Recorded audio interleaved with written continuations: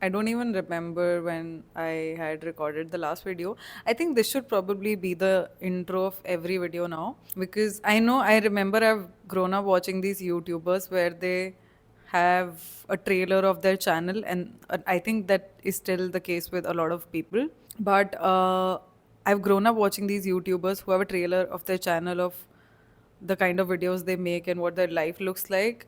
And I think if I had a trailer, it would be me learning to talk to the camera every few months, because I've been making these videos for the last 3 to 4 years. Yes, I know it's not as consistent as most people, but I know that I've maybe to some extent learned how to talk to a camera.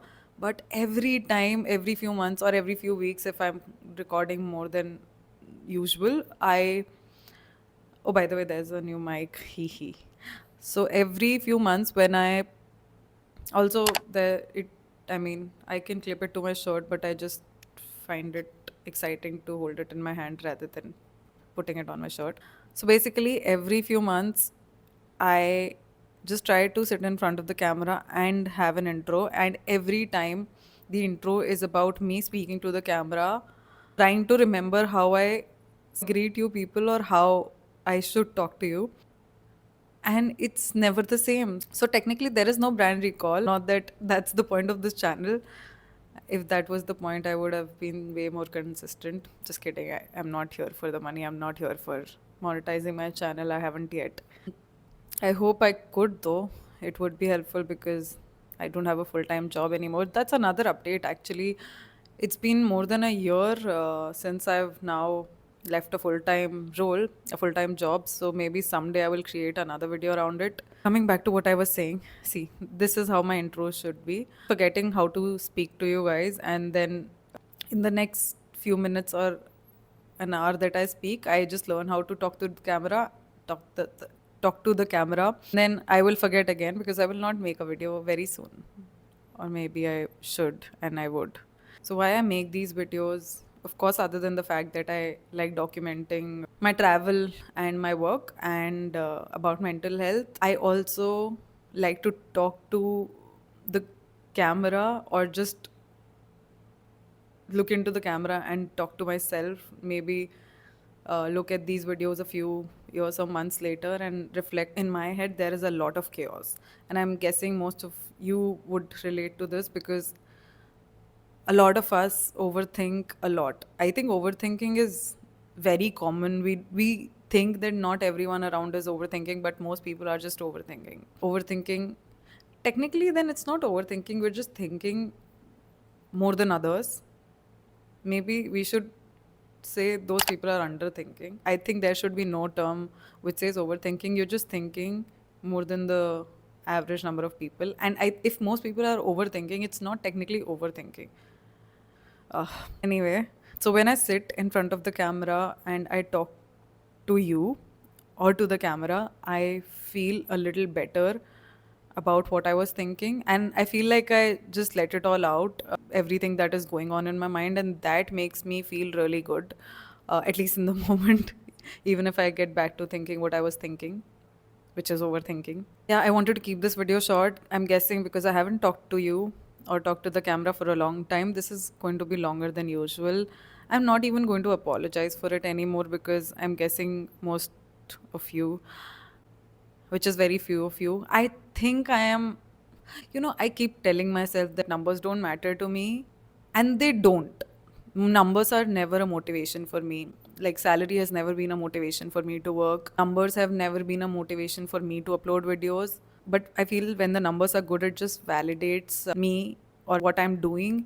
It makes a lot of sense. It feels like I'm doing something right. I think something similar also happened on my. If you, oh, of course, if you want following Mentally Me, which is a community that Rucha and I are currently running for anyone who wants to feel heard or understood as a community, work on their mental well-being, join it. It's something that I also personally go back to when I want to remind myself that I'm not taking care of my mental health as much as I should, or as much as I could. Something very weird, or I should say something really nice happened, which I will share towards the end of the video. I'm not here to talk about my community or about what's going on in my head. I'm mostly here to talk about the recent trip that I took and why I took it. Not that you care, but I do. Uh, I had shared a couple of videos from my last trip to Kerala, which was for about a month or more. I had met this girl, Gitika, in the last week, I think in the last or the second last week of me being in Kerala. And we had connected and related to each other during the trip. We kept talking after the trip as well. We used to text each other, call each other, just give updates, just mostly catching up and knowing what we're doing. Mostly, I do not. I think I have a few girlfriends now who I constantly catch up with and who are now closer to me in addition to the close school friends that I have. It's weird because I've made friends as an adult, and it's just funny because I think it's very, very hard to make friends as an adult. Anyway, so we were catching up. We kept planning another trip because, of course, we had met on a trip. Both of us love traveling, I think, and we just couldn't come to this one destination where we really wanted to go. So I think I had come back from Kerala in March. So March, April, May, June. For 3 months, we constantly just couldn't choose one destination. But eventually, I think during this one conversation on the phone, I asked her if we should, instead of having trip across India, because both of us have traveled extensively across India, I asked her if we should do a trip abroad, given that not I have never taken a trip outside of India. I had never taken a trip outside of India, but I also wanted something that fit in to my budget because, of course, I've quit my job, so there's no stable, constant income. I had asked her if we could have something within a budget of the X number that I had in my mind, and I think it's possible. She had been to two or three countries, and she had more experience, which I will come to later. She had way more experience than I did in terms of how to handle everything when it comes to the documents and the process of traveling abroad. And Indonesia has to be one of the easiest destination to travel to, but I'm a very, very anxious traveler even in India. So given that I was traveling abroad, I just think it was, at least for me, to rely on someone for my first trip, and of course have someone who I'm comfortable around to travel with, which is why we finally took the decision to book the trip, book the tickets. We booked our hostel for the first destination and we were done. Fast forward 20 days, we left for our trip. Both of us had different flights. I was traveling from Delhi, she was traveling from Ahmedabad. I landed before she did. I think she landed about 6 hours after I did. I took a cab from airport to the hostel and she reached at about 8 p.m. I think it was almost, the hostel was 2 hours away from the airport in Ubud, which was our first destination. And I had reached before she did. So I took a nap. And the next day we went for this very, very, very, very, very, very, very, very, very, very, very, very, very beautiful sunrise that I saw for the hike that we took. We had taken a package of 3 activities. And yeah, in the morning at about 2 a.m., we left for this 2:30 a.m. Reached there at about 4, no, 3:30 or 4. Left for the hike. It was me, Gitika, and another girl who had joined us from Germany. Gitika had made most of the bookings, so I will have to get back to her, asking her where she made the bookings from. Yes, I'm a very lazy person, especially when I'm traveling with someone I can rely on. Otherwise, I'm very independent. And yeah, so we left for the hike. We reached there about at 4 a.m. I would definitely suggest to take some jackets because it was cold. I had just gotten my periods, so I was not in the best mood possible, but somehow made it halfway. And then I realized I couldn't do it anymore. So the girl who was leading us, there was a 19-year-old girl, which was very shocking to me, who was leading the hike. She asked me if I'm not feeling too well, I could stay in the middle where there were some coffee shops, and they would reach directly at the top. Initially, I was trying to finish the hike, but then I realized I was not in the best state physically to do that.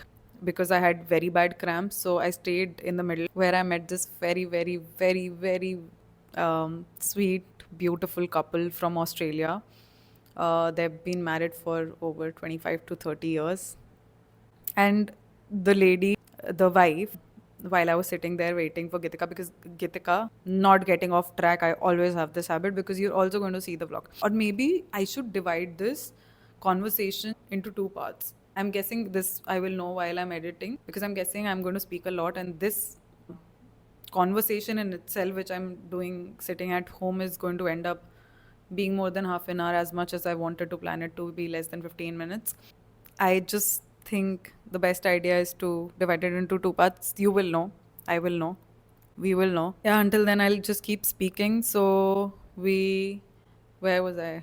So I met this very beautiful couple. The lady came to me and she asked me why I was sitting alone. So I told her that I couldn't climb all the way up to the peak, and I'm just waiting for my friend to get back, and then we'll head to the other activities that she had booked for us. So it was about a 2 hour long waiting time, and I was thinking to myself, how stupid could I be that I did not go all the way to the peak, because the sunrise from there would be extremely beautiful, and I was very, very mad at myself. But then I realized, as soon as the sunrise started to begin, I have a video of what the sunrise looked like at the peak because Gitika took it, but I also have a video of what it looked like while I was there sitting with the couple and one of the friends, an old couple and the friend who was also old.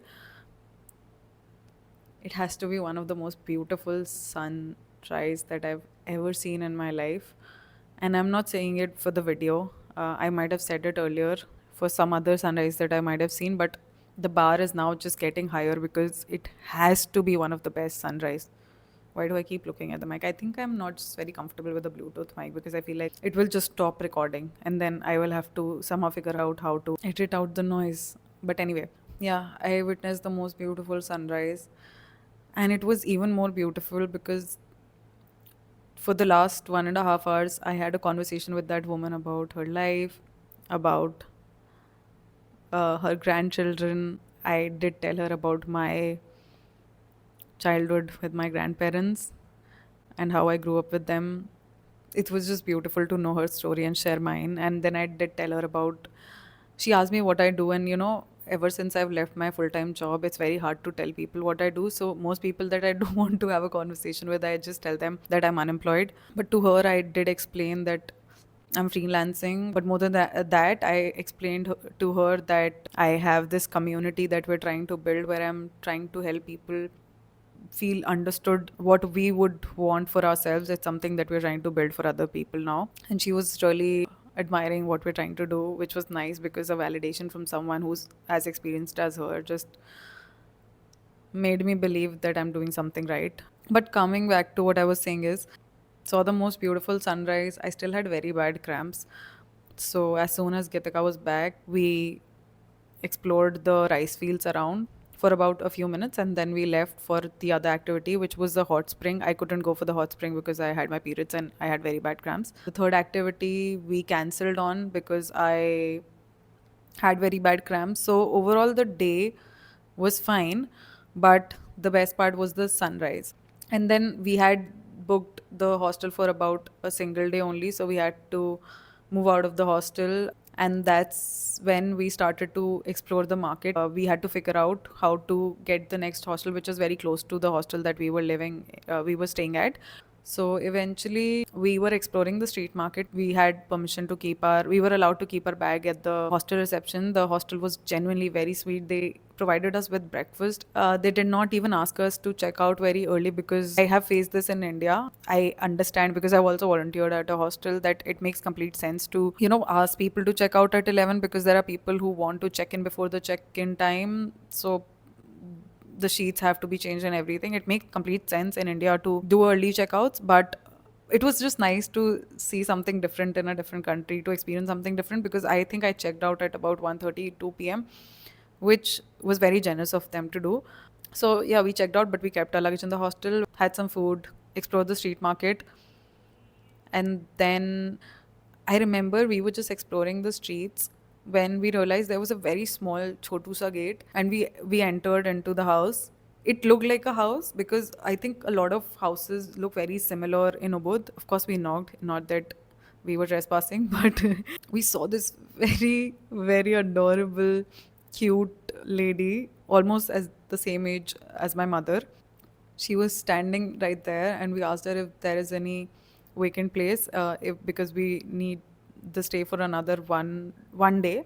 Yeah, so I think the previous hostel we had stayed there for 2 days. I will put in all the clips together, of course. Whatever I remember, I'm sharing in the video, and whatever I don't, it's going to be there. So yeah, on the third day, we asked her if we could get a room, or if there are bunk beds available in the female dorm. She said there are no bunk beds, but there was a room available with two queen size beds. So Gitika and I decided that we'll stay there because the auntie was, I wouldn't call her auntie. She had a very beautiful name. I'm not going to pronounce it wrong, so I'm also going to add it in the description or as a text on the screen. Yeah, she was really nice, and we stayed there for a day. We talked to her about how long she's been doing this. She suggested a few places we should go to, and Gitika did explore a few waterfalls the next day. We clicked pictures before leaving, and she was sweet enough to also let us check out at about 1 or 2 p.m. Yeah, we just bid her goodbye and we left for Uluwatu. And she was kind enough to actually drop us to the cab, help us with our luggage. And I did try to record saying goodbye. I think I did when I was back in the place, but when we had left and I was on the road, she forgot to look at the camera or look at me.